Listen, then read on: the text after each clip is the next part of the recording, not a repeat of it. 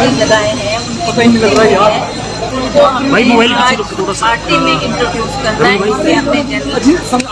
General house बुलाया है जिसमें सभी पदाधिकारियों के सामने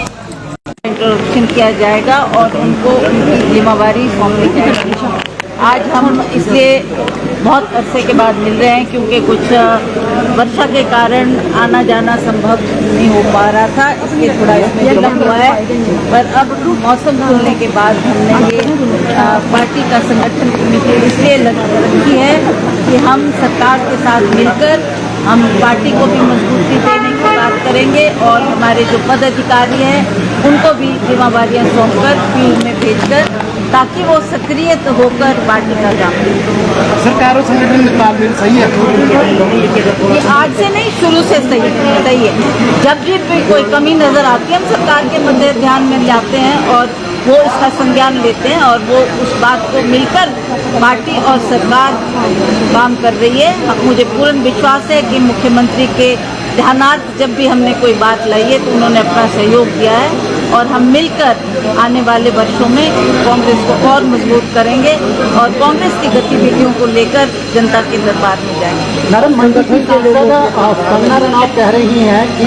जो केंद्र से पैसा आ रहा है वो सोनिया गांधी के खाते में जा रहा है, तो प्रदेश को मदद की जा रही है। देखिए, बिना तथ्य बिना आधार के ये बातें लगाने, इस तरीके का आरोप लगाना बहुत दुर्भाग्यपूर्ण है। आप खुद समझ सकते हैं कि उसकी मानसिकता क्या होगी।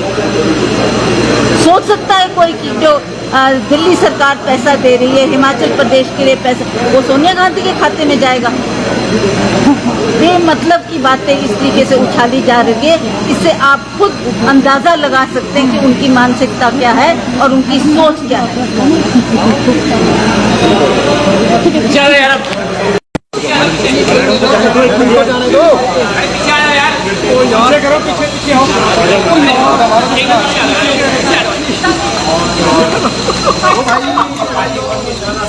ये आ रहा है क्या करने जा रहा है? थोड़ा सामने सेट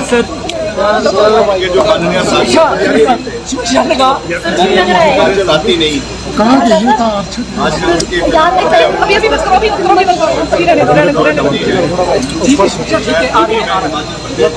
सर थोड़ा सामने देखिए अपने घर में बैठी है, वहाँ से की बयानबाजी कर रही है जिसका कोई औचित्य नहीं, जिसका कोई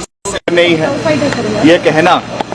कि केंद्र से जो सहयोग हिमाचल के लिए आ रहा है या जो हिमाचल प्रदेश सरकार विकास के कार्यों में पैसा योगदान कर रही है वो श्रीमती सोनिया गांधी जी के को दिया जा रहा है, इससे बड़ा मैं समझता हूँ मूर्खता भरा बयान नहीं हो सकता है जिसमें उनकी इंटेलेक्चुअल बैंकरप्सी, मुझे दुख है ये कहते हुए कि ज़्यादा शिक्षित नहीं है वो और इसलिए बारी बारी अपने बयानों में इस तरीके की चीज़ें दर्शाती है। हम सब जानते हैं कि जो केंद्र से जो सहयोग आता है या प्रदेश का सहयोग होता है वो सारा का सारा जो है LOC के माध्यम से, क्रेडिट के माध्यम से और ड्राफ्ट के माध्यम से, ओवरड्राफ्ट के माध्यम से उसका खर्चा होता है। मैं उनको चैलेंज करता हूँ, ओपन चैलेंज दे रहा हूँ, 1 रुपए का वो ऐसा बात बता दे, अदरवाइज उनके ऊपर मानहानि का दावा सोनिया गांधी जी के ऊपर जो उन्होंने लांछन लगाए हैं, बेबुनियाद लांछन लगाए हैं, उसके मद्देनज़र हम उनके ऊपर मानहानि का दावा ठोकेंगे। अगर उन्होंने या तो इसके लिए कोई कागजी जो है वो दस्तावेज दिखाए, नहीं तो वो जो है माफ़ी मांगे सोनिया गांधी जी से। इस तरीके की बयानबाजी जो उन्होंने उनके ऊपर करी है ये बहुत दुर्भाग्यपूर्ण है और इसका कड़ा संज्ञान भाजपा को भी लेना चाहिए। ये वही सांसद है जो बेलगाम है, जिनको भाजपा के पदाधिकारियों ने, भाजपा के केंद्रीय नेतृत्व ने भी फटकार लगाई है कि आप संवेदनशील मुद्दों के ऊपर बयानबाजी ना करें।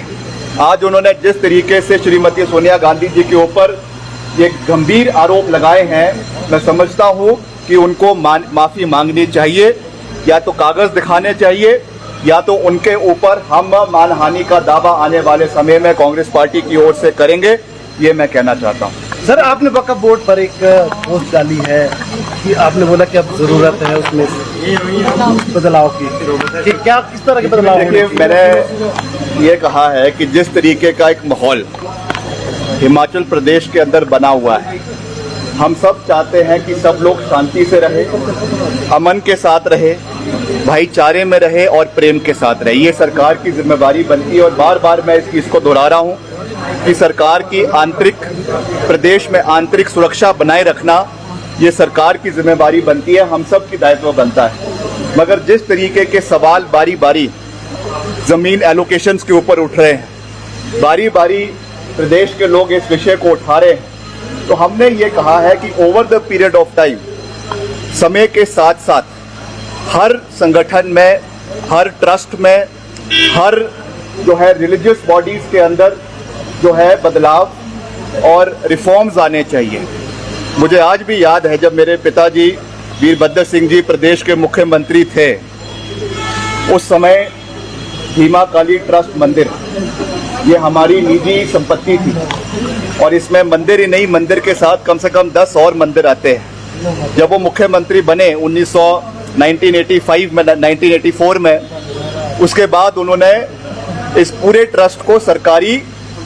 जो है वो एडमिनिस्ट्रेशन के अंदर लाया, इसमें पारदर्शिता लाई, इसमें जो है बाकायदा ऑडिटिंग इसकी हो, अकाउंट्स की ऑडिटिंग हो, कितनी ज़मीन है उसकी ऑडिटिंग हो, इस चीज़ को लाया गया ताकि उसमें एक ट्रांसपेरेंसी आए। इसलिए आज जिस तरीके के कई प्रश्न हिमाचल प्रदेश के अंदर उठ रहे हैं, पहले शिमला के अंदर उठा, उसके बाद मंडी में वो चीज़ हुई, उसके बाद पिछले कल शिलाई के अंदर भी ये चीज़ देखने को मिली, कांगड़ा में देखने को मिली, कुल्लू में देखने को मिली। इसलिए हमको पारदर्शिता, ट्रांसपेरेंसी हर संगठन के अंदर लाना आवश्यक है। वैसे ही वक्फ बोर्ड के अंदर भी आने वाले समय में ट्रांसपेरेंसी आनी चाहिए, कितना उसमें फाइनेंशियल ट्रांजैक्शंस हो रही है, कितना उनका ज़मीन का लैंड बैंक है, लैंड पूल है, किसकी उसकी एलोकेशन कैसे हो रही है, उसका एक लोगों के बीच में वो आना चाहिए ताकि जो एक अभी एक मिसट्रस्ट का माहौल बना हुआ है उसको ठीक किया जाए और सब भाईचारे में आपस में एक दूसरे के साथ जीवन व्यतीत करें। ये हमारा दायित्व बनता है और उस मंशा से मैंने ये बात की है कि समय के साथ तब्दीली होनी चाहिए और समय के साथ रिफॉर्म्स जो है जिसको कहते हैं सुधारीकरण, समय के साथ हर संगठन के अंदर होना चाहिए, हर ट्रस्ट के अंदर होना चाहिए और वक्फ बोर्ड भी उसमें उसके अंदर भी होना चाहिए।